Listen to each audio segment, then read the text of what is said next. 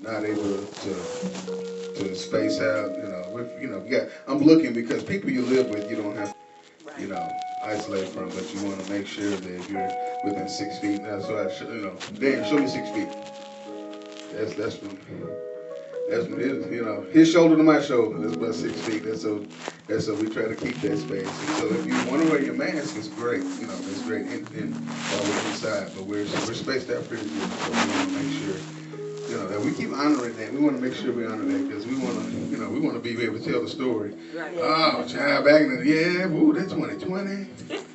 Woo, I don't know what happened. Right. Well, we're reaching the end of the year. We almost, we really ain't got that many more weeks left in this year. We really got that many left. We talking about Christmas stuff yesterday. We was talking about, our exchanging gifts, getting ready for the watch meeting, and all of that stuff. When you think about Thanksgiving is real close. Right. Right. Ain't even thought about it.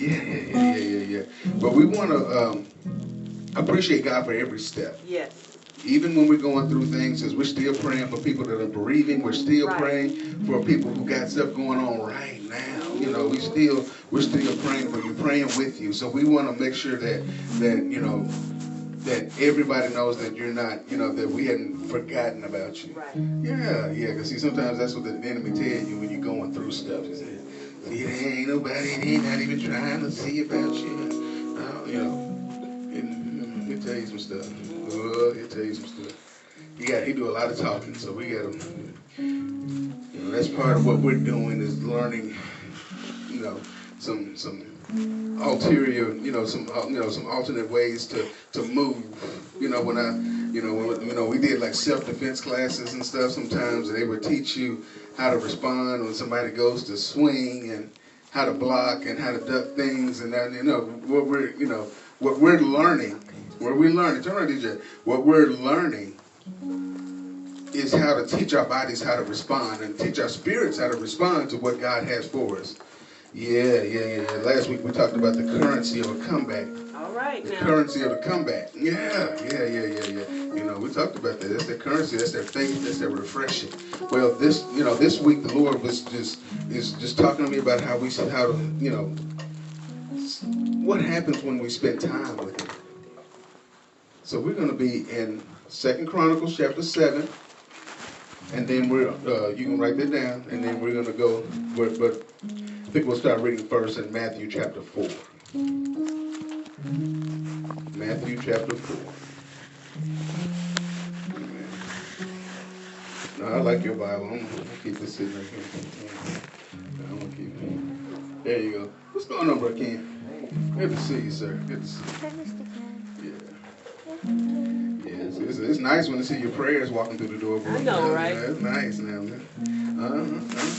Y'all think about that? What's gonna be like my prayer walking through the door? My answer to my prayer. Come on now. That's all right. Just that microphone. I knocked that off every time. At least twice. That's my first time, so when I do it the next time, don't be surprised. You said Matthew what time? There we go. Matthew chapter 4. Yeah, Matthew chapter 4. Yeah, that's in the New Testament, the first book of the New Testament. Right after Malachi, right before Mark.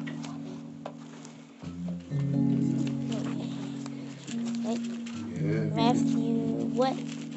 Matthew chapter 4. Yeah, you and Matthew, you're in the right way. You're going the right way. There you go. Now I can see it. It is. Ain't nothing like being able to see. Yeah. Now remember, Jesus was the embodiment of God. He was the Word made flesh. Jesus is God. He is the living Word. And some of the things that He did while He walked here on earth, as we review things in the Bible, we see and we read and we study, a lot of the things He did for an example, for us to see, so that we can understand how important it is for us. Because see, why would somebody without sin need to be baptized?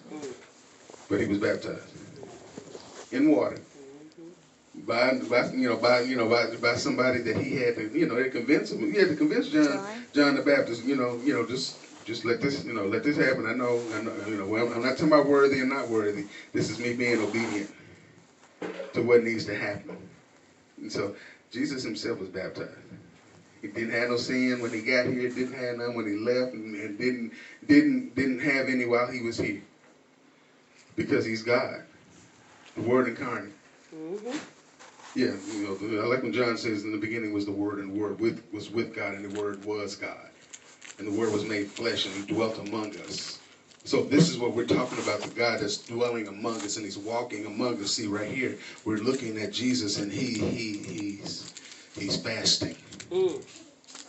Now, why is Jesus fasting? Because see, now when fasting is really about communion.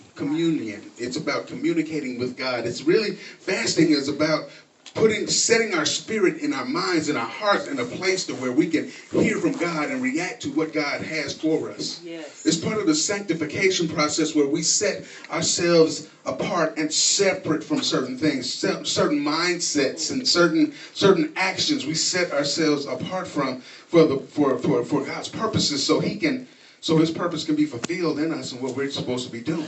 Right. So here we are. We see Jesus. Huh. Then Jesus was led up of the Spirit.